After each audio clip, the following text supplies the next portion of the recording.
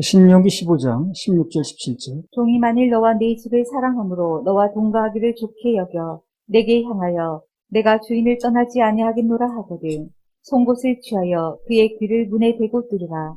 그리하면 그가 영영이 내 종이 되리라. 내 여종에게도 일례로 할지니라. 남종, 여종이 나왔습니다. 남종도 있고 여종도 있어요. 근데 여기 일례라 그랬죠? 일례. 일례가 똑같은 예로 하라고 하는 거예요. 쉽게 말하면 구별하지 말고. 남종이나 여종이나 구별하지 말고 일례를 하라는 건 똑같은 예를 들어서 똑같이 적용하라고 말이에요. 그래서 이 말씀에 의해서 우리 생손에는 뭐 남종, 여종에 대해서 굳이 구별하지 않습니다. 차별두지 않고 질서만 세우면 돼요. 질서를 세우면 남종이라고 그래 쓰고 뭐 여종은 비켜놓고 그런 건 없습니다. 이건 비성서적입니다. 성경은 남종이나 여종이나 일례로 하라고 그랬어요. 똑같이. 더 충성심이 있고 헌신되고 하면 다 쓰임 받는 거지. 여자니까 뭐 제껴놓고 그런 건 아닙니다. 그런 건 없어요.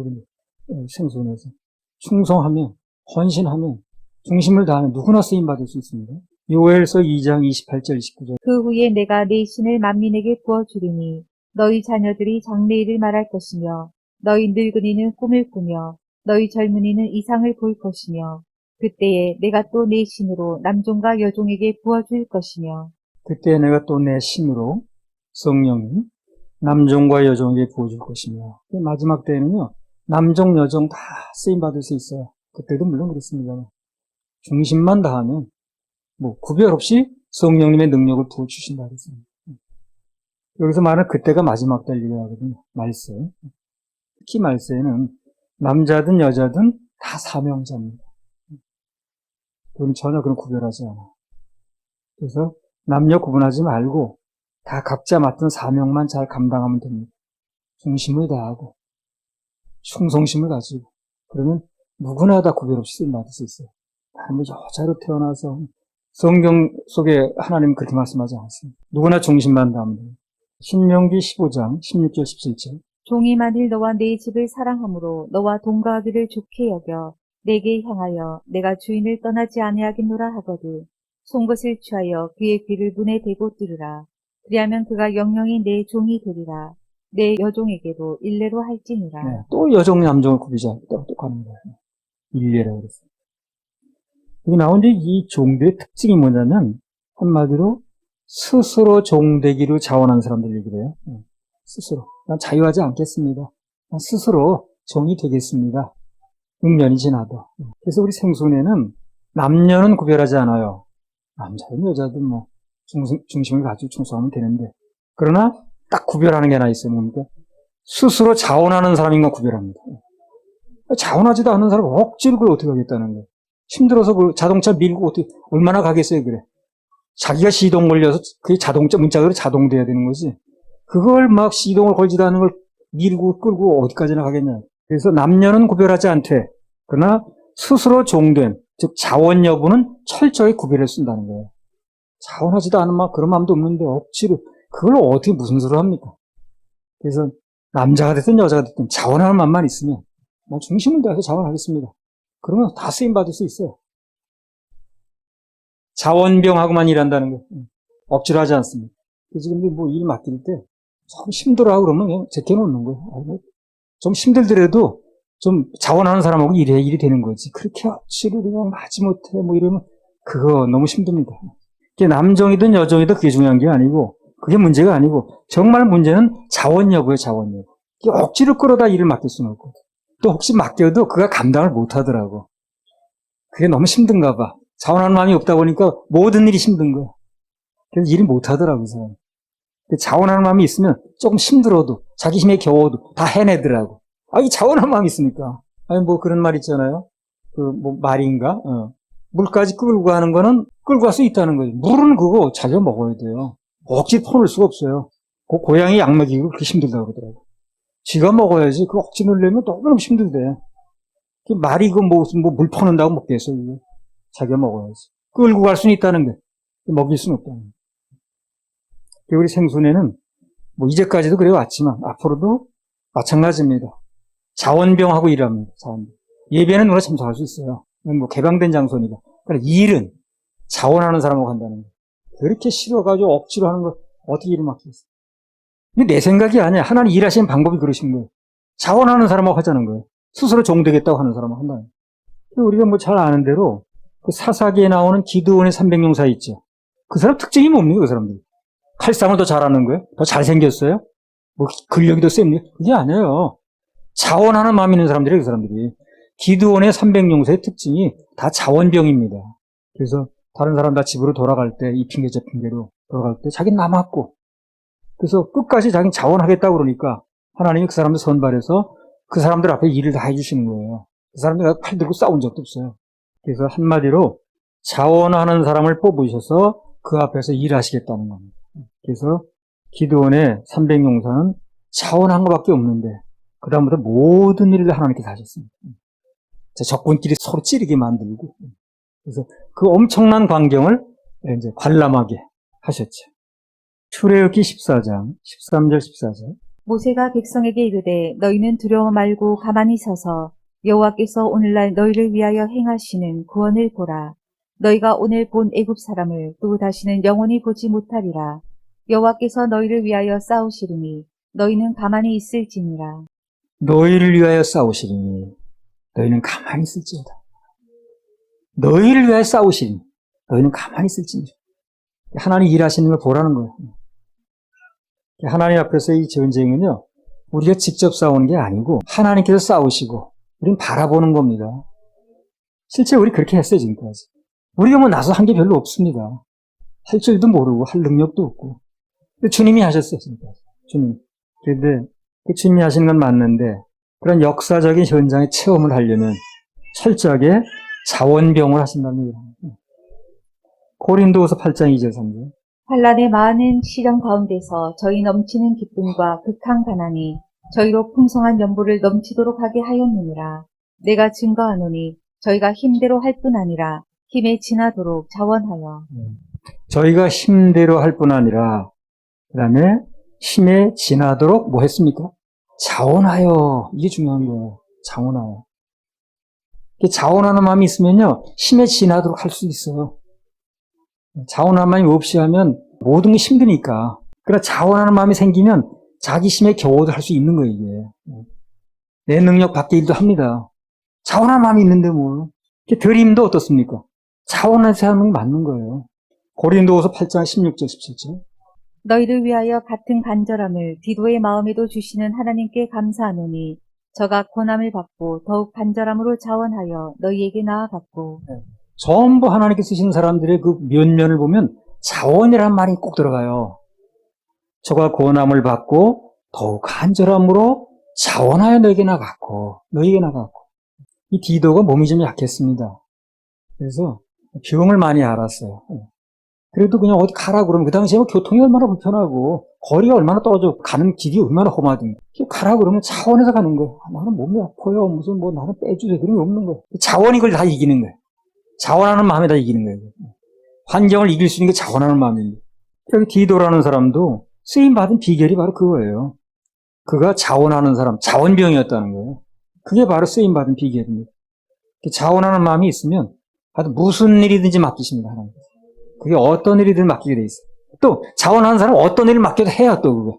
나는 이게 체질이 안 맞는다는 둥, 적성이 안 맞는다는. 그게 자원하는 마음이 있으면 하는 거예요, 또 그거. 남자, 여자, 뭐 배웠냐 안 배웠냐 그런 거는 제일 순위가 아니고 가장 중요한 건 자원하는 거. 베드로전서 5장이죠. 너희 중에 있는 하나님의 양무리를 치되 부득이함으로 하지 말고 오직 하나님의 뜻을 좇아 자원함으로 하며 더러운 일을 위하여 하지 말고 오직 즐거운 뜻으로 하며. 네. 너희 중에 있는 하나님의 양무리를 치되 부득이함으로. 부득이함이 뭐야? 억지로 마지못해 하지 말고. 너무너무 힘드니까 보는 사람이 너무 힘든 거예요. 하는 사람도 힘들겠지만 부득이함으로 억지로 마지못해 하지 말고 오직 하나님의 뜻을 쫓아 뭘로? 자원함으로 하며. 특히 하나님의 일은 그래요. 하나님의 일은 자원하는 마음으로, 그리고 아주 즐거운 뜻으로 해야 돼. 즐거운 뜻. 이권을 바라보고만 안 된다. 그 월남 파병할 때 몇 번 얘기했죠. 해병대 일개중대를 태우거든요, 배에다가. 청룡부대라고 그러죠. 그리고 육군은 대대병력을 태웠습니다. 뭐 맹호부대, 무슨 십자성부대다, 뭐 이름은 좋은데 다 그 보병부대예요. 근데 갔다 온 사람 얘기를 나 월남 갔다 온 사람은 아니야. 갔다 온 사람 얘기 들어보니까 그 일개 중대가 그냥 대대병력을 다 잡고 간대. 근데 이 해병대는 자원병이거든. 근데 이 육군 이 병대는 다 징집병이라 아주 마지못해 가는 거야, 지금. 그러니까 자원병이 그렇게 강하더라는 얘기를 하더라고. 갔다 와서. 자기 눈으로 보니까. 자원병이 강합니다. 하나님의 일은 자원병이 필요하기 때문에 자원병이 그 일을 할 수 있기 때문에 앞으로도 언젠가 누군가가 자원하는 모습이 없이 억지로 하는 모습이 보이면 하나님 보셨다가 그 사람 이제 배제합니다. 배제. 그걸 사면 끝이에요. 하나님께서는 자원병하고 일하시길 좋아하십니다. 뭐 드림도 자원해서 드려야지 그렇게 억지로 해가지고 되겠어요. 그 사람 아니고도 교회는 운영되는데. 신명기 15장 18절. 그가 6년 동안에 품꾼의 삭세 배나 받을 만큼 너를 섬겼은지 너는 그를 놓아 자유하게 하기를 어렵게 여기지 말라. 그리하면 내 하나님 여호와께서 너의 범사에 내게 복을 주시리라. 여기 보면 그가 6년 동안 품꾼의 삭세 배나 받을 만큼 너를 섬겼은지 너는 그를 너와 자유하게 하기를 어렵게 여기지 말라. 그런 말씀이 나왔습니다. 그러니까 6년 동안 일을 하는데 보통 품꾼의 삭세를 배나 받을 만큼 이 사람이 열심히 했다는 겁니다. 그러니까 그렇게 섬겼으니까 자유하게 하는데 어렵게 생각하지 말라는 거예요. 그렇다면 6년 동안에 품꾼의 삭세 배나 받을 만큼 너를 섬겼은지 그랬거든요. 그 이말 바꿔서 말하면 종은 대접을 받으려면 뭘 어떻게 된다는 거예요? 섬김의 실적이 있어야 되는 거예요. 주인의 입장에서는 그렇게 하는 사람은 공짜로 보내지 말고 돈을 줘서 보내라 라고 얘기를 하는 거 맞고, 그러나 종의 입장에서 보면 어떻다는 거예요? 6년 동안 정말 다른 사람에 비해서 배나 받을 만큼 열심히 했어야 된다는 거예요. 그런 실적이 있어야 된다는 얘기라는 거예요. 뺀질뺀질해가지고 놀고나 먹고 그래가지고 뭐 그게 되겠어요? 그러니까 종의 입장에서 보면 그만큼 실적이 나올 만큼 열심히 했어야 된다는 얘기라는 거예요. 모든 얘기는 쌍방간의 얘기거든. 주인의 입장에서는 그 열심히 일한 종을 그렇게 인색하게 하지 말고 뭐 줘서 보내라는 얘기고 놔주기 어려워하지 말고. 그러나 그 종의 입장에서 보면 다른 품꾼의 삭세 배나 받을 만큼 열심히 해야 된다는 거죠. 동전의 앞뒷면이듯이. 그래서 종은 대접을 받으려면 어디 가서 먼저 각종 섬김에 실적이 있어야 된다는 거예요. 남보다 배나 섬기고 심음의 실적이 있어야 된다. 그래서 나도 이런 원리를 잘 알고 있기 때문에 누구보다 좀 많이 심으려고 나도 애를 씁니다. 뭐 여기 생소내면 여러분 아다시피 나는 빼놓고 그런 거 없어요. 누구보다 더 심으려고 하지 여러분 다 심으세요 나는 빼놓고 이런 건 없습니다. 아마 내가 여러분 더 심으면 심었지 덜 심지는 않을 겁니다. 종은 실적이 있어야 된다고 그랬습니다. 그리고 6년 동안에 다른 품꾼의 삭스를 배나 받을 만큼 섬김의 실적이 있어야 된다는 거죠. 종의 입장에서는. 그래야 주인의 입장에서 뭐 자유하게 해주든 넉넉하게 주어서 보내든 그런 얘기가 나오지 않겠어요. 양쪽의 말을 다 그렇게 해봐야 된다는 거예요. 주인의 입장에서는 자유하게 해주를 인색하면 안 되고, 그리고 종은 그런 대접을 받으려면 각종 섬김의 실적이 있어야 된다. 남보다 배나 섬긴 실적. 심는 대로 거두리라. 신명기 15장 19절 20절. 너의 우양의 처음 난 수컷은 구별하여 내 하나님 여호와께 드릴 것이니 내 소의 첫 새끼는 부리지 말고 내 양의 첫 새끼의 털은 깎지 말고 너와 네 가족이 매년에 여호와의 택하신 곳 내 하나님 여호와 앞에서 먹을지니라. 네, 그래서 여기 나온 대로 첫 열매는 무조건 하나님 겁니다. 첫 열매. 첫 열매는 그 첫 것이 상징하는 게 주님을 상징하는 거예요. 하나님의 오중 만물의 첫 것이거든요. 넘버원이거든요. 그래서 이 첫 것이라는 건 하나님을 상징해요. 뭐든지 첫 것이라고 생각되면 다 하나님께 드려야 됩니다. 그래서 내가 이게 살면서 딱 무슨 뭐 따지지 말고 이것은 내 인생의 첫 열매야. 그렇게 생각되면 꼭 챙기셔야 됩니다.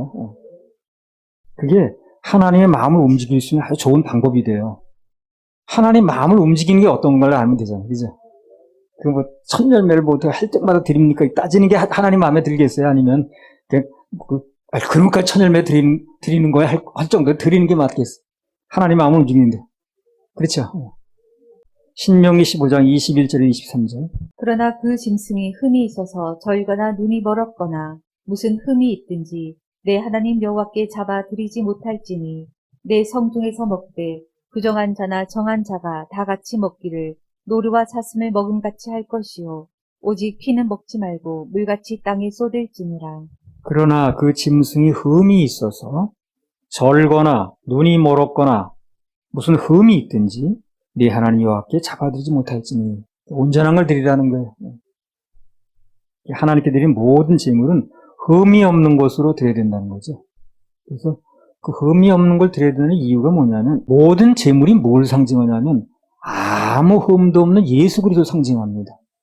그 수많은 드려졌던 무슨 소라든가 양이라든가 그 뭐 염소라든가 이런 것들이요. 뭘 상징하느냐면 예수 그리스도, 진짜 희생제물 대신 예수 그리스도를 상징해요.